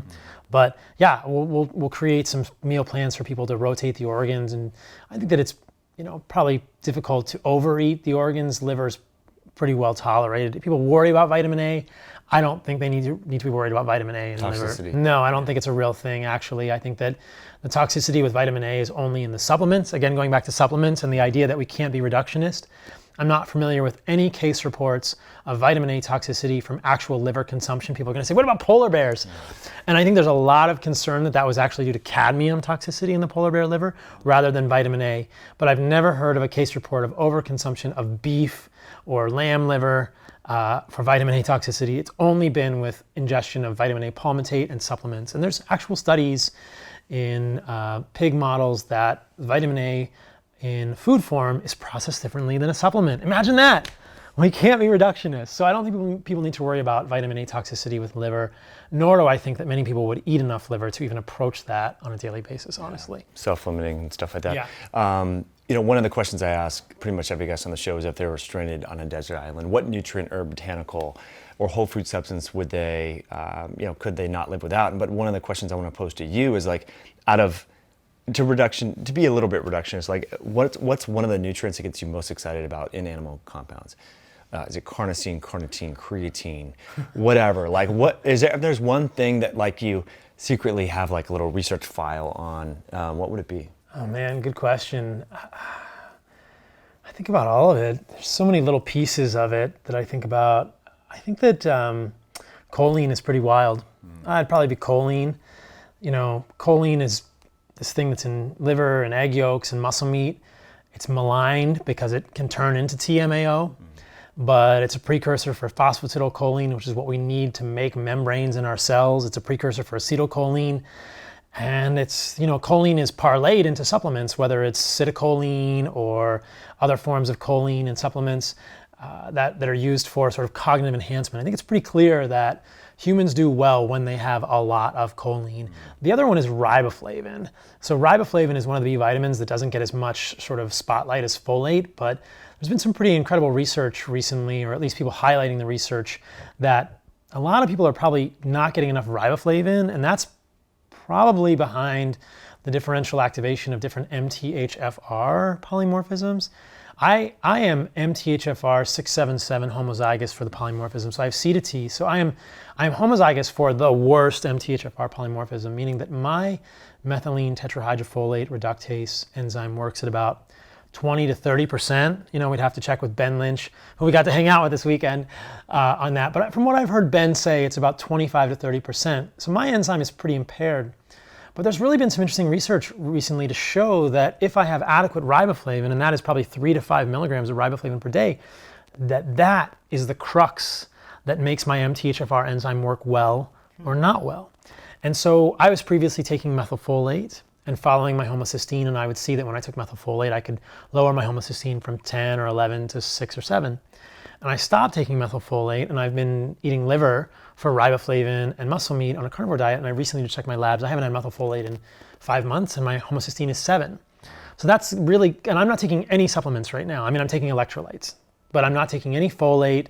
I'm just eating animal foods, and my homocysteine is 7. So I think that's a real testament to the fact that perhaps that's actually what's going on, that we need to get adequate riboflavin. And I love constructing a diet from these first principles and thinking, all right, if I want to get adequate vitamin A, if I want to get adequate riboflavin, if I want to get adequate pyridoxine and B6, what do I have to eat? And the simplest thing that falls out of that for me, I'm biased, but the simplest thing that falls out of that for me time and time again is animal foods nose to tail. If you eat muscle meat and organs and fat, you'll basically get everything, like every single thing. And you'll get adequate riboflavin. But if you just eat the muscle meat, you're not going to get enough riboflavin. You're not going to get enough copper. But when you add the liver and the organs and some fat and egg yolks and some source of calcium, like it all falls out. It's like, well, isn't that convenient? You mean eating an animal nose to tail can give me everything? Oh, that's cool. So it's interesting to see the physiology play out with my homocysteine, but probably choline and riboflavin. I think that if people are thinking about their diets, they should think, where am I getting choline from and where am I getting riboflavin from? And generally, riboflavin is poorly found in plants. And again, that's another way to kind of reconstruct this diet and think, where are you going to get your riboflavin from in plants? Good luck. Right. Or even 5-MTHF at that dose, right? L-methylfolate? Yeah. Yeah. I mean, I think that, this is something that I would love to talk to Ben more about. The source of folate in foods is variable. I don't think there's any great research about which foods have dihydrofolate, which foods have methylfolate. And methylfolate would be the type of folate that is made by MTHFR. So you take 5,10 methylene tetrahydrofolate, you put it through the enzyme, which is methylene tetrahydrofolate reductase, and it becomes methylfolate. And I know that there are some foods that have methylfolate, but I don't think anybody actually knows which foods have methylfolate, which foods have dihydrofolate, which is much further up the folate continuum. As Ben has noted, there's no such thing as folic acid in our food chain. It's probably a very dangerous molecule and it's synthetic. But yeah, liver and egg yolks have a moderate amount of folate, but if you actually do the math, I'm probably getting something close to the RDA of folate, and it's mostly probably dihydrofolate. So all of it has to go through my MTHFR enzyme. I'm probably getting 400 micrograms of folate or 300 on most days, and I eat a lot of liver and a lot of egg yolks. It's hard to get enough folate from anything in your diet. If you want to get folate from kale, you're going to eat 2 pounds of kale. Good luck. And that's going to be a horrible disaster in terms of so many things, whether it's goitrogens or thallium, contamination of kale, whatever. So I think about that. That's just so interesting to construct it and say, like, well, where would I get that in plants? Oh, How wait. much would you have to eat? How much would you have to eat? And you couldn't even eat enough plants to do it, and then you could just get it all from an animal. It's way more easy. It just makes so much more sense evolutionarily when you kind of take it on first principles. But yeah, there's probably some folate in my foods, but I think it's so interesting that by eating foods that are high in riboflavin, namely liver, that my MTHFR is probably working more. Interesting. Yeah. I got to dive more into that. I mean, it's cool that you're mentioning nutrients. A lot of people, when I ask this question after 250 some odd interviews in person, that jumps to curcumin or phytonutrients, things like that. So it was pretty awesome to have the carnivore spin on it. And I do want to thank Ken Berry and Christina Rice for linking us up, because Ken texted me like in May. He's like, you got to link up with Paul. So that's why we're here. Thanks, Ken. So one of the final questions, I like to ask people kind of their top elevator pitch in terms of like a health tip, right? What would you tell new residents or someone that's entering medicine for the first time or a politician about how to view this, like you said, first principles, looking at diet through that lens? I think you have to imagine, what does a human need to function optimally? Be an engineer, be a human mechanic. You are a mechanic. You are popping the hood on the human organism and saying, what are all the fluids that go in the human? What does a human need to function optimally? What minerals, what vitamins? Where are they most bioavailable? Where do you get them? And then where are the toxins we're going to encounter as humans? And if I'm not even going to say carnivore diet in that pitch, I'm going to say you do that thought experiment and you tell me what you come up with. And I think it's going to be a carnivore diet, or it's going to be a carnivore adjacent or a carnivore-ish diet, because if you look at it, like, those are the principles, right? And I mean, those are pretty basic principles. We're not even talking carnivore now. We're just talking what are the vitamins and minerals that humans need to function optimally. And once we accept the pretty radical notion that there are toxins in the environment, where are those toxins and how do you avoid them? That would be the thing. So get everything you need and none of the toxins, and I'll leave you guys to construct the perfect diet around that and see what you come up with. And I'd be curious, if people want to come up with something else or think there's something that's more evolutionarily consistent, then I'm open to that. I try to keep a beginner's mind too, as I'm also learning about this stuff. But I think that what falls out of that more often than not is a nose-to-tail carnivore diet. Right. Paul Saladino, thanks so much for coming on the show. Thanks for having me. Yeah. So I know you have a podcast. You're big on YouTube. right? Instagram's, I think, a big channel for you as well. Yep. We'll put links below, but if someone's listening while they're driving, a lot of folks listening to iTunes, where should they link up with you? So my podcast is called Fundamental Health with Paul Saladino, MD. Check me out there. I get other functional medicine practitioners on and people that have interesting conversations about health and wellness. It's not all carnivores. I have a YouTube channel, but probably the main thing is my website, which is paulsaladinomd.com. I'm gonna have links there to all my stuff. If people want more, I have an Instagram, which is Paul Saladino MD. I have Twitter, MD Saladino, and I have a YouTube channel, which is Paul Saladino MD. You'll find me all those places. That's awesome. Appreciate you coming on, bud. Thanks for having me on, man. Thanks to you all for tuning all the way in. If you liked this video, I'm sure you did, please hit that like button. You can also share this with someone that you care about if they want to learn more about nutrition. And definitely follow Paul over on Instagram and on YouTube.